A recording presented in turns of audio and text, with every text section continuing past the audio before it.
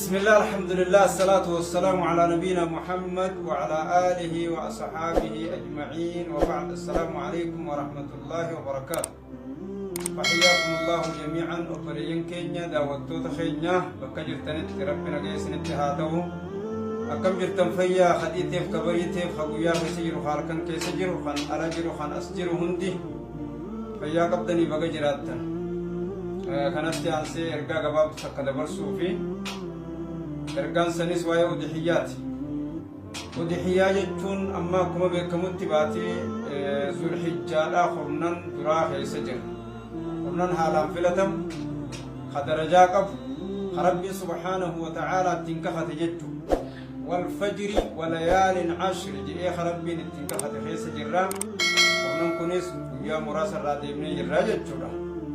Saniif xumura guyyaa kanaa keessatti udhiyaan nama rabbiin subhaanahu wa ta'aalaa laaffisee fi qabeenya kanneef irratti haalaan barbaachisa. Akkamitti godhamaa shartii qabaa, akkaataatti godhamu qaba. Udhiyyaan walumaa galatti waan gabrichi rabbiin dhiiga dhangalaasee rabbittiin itti dhihaatu jechuudha. Adaduma rifeensa waan qaruu saniitiin rabbiin ibiddarraa isa bilisoomsaa, hiriisaa isaa baraarama. Abbaan manaa udhiyyaa hogguu godhe maatii isaatii fi haadha manaatii fi nama silaarraa godhu san hundarraa huni gayaa jechuudha. Izan gaafa cibaadaa taate udhiyyaan cibaadaadha waan rabbiif jecha qalamuu cibaadaan sun shartii qaba jechuudha. Akkaataatti godhamu qaba. Tokko shartii sadii qaba gurguddaa. Inni tokko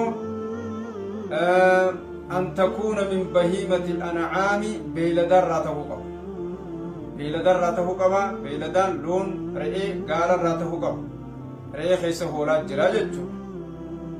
Yoo beeyladarraan tahin ta'e fardaas haa ta'uu, harrees haa ta'uu, lukkuus haa ta'uu waan biraa yoo ta'e beeyladarraa malee hin ta'u. Yoo waan biraa ta halaalillee qalattee nyaatumaaf qalatan malee udhiyyaa ta'uu hin danda'u. Inni tokko kana.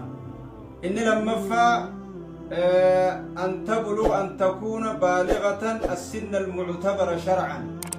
Umrii shari'aan hayyamteef tageesse ta'uudha. Wanni sun wanni qalan sun hoolaas yoo ta'e, re'ees yoo ta'e, gaalaas yoo ta'e umrii shari'aan keesseef tageesse ta'uudha. Fakkeenyaaf hoolaa keessatti umriin udhiyyaan irraa jalqabdu baatii 6. Re'eedhaaf immoo amata takka yookaanis waggaa tokko jechuudha. Looniif waggaa 2, gaalaaf waggaa 5. Asii ol tageesse ni taatii asirraa jalqabuu qabaa jechuudha.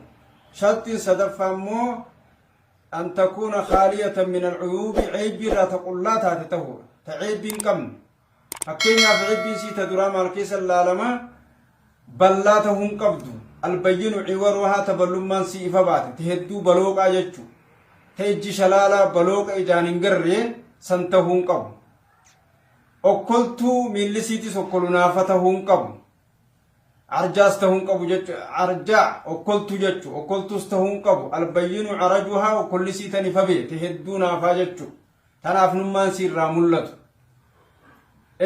عيب صدفاتني راقل قليسون تكار رائقون برباچسو حقتو تهون قبو حقتو فورين قمني لفي قفا تجلاتات دولتي جتشو دولتي فورين قمني تهون قبو تفون قبدو قبتو فون قبدو تهو قبا وكذلك ألا تكون مريضة ركبست تهون قبض تركب قبض ركب الرانفيين ساته ركب إسي قبي ساته تركبات سلالنين قلن ربي تيوغوري هاتن وان بريد ربي ديها چوغاري خيستو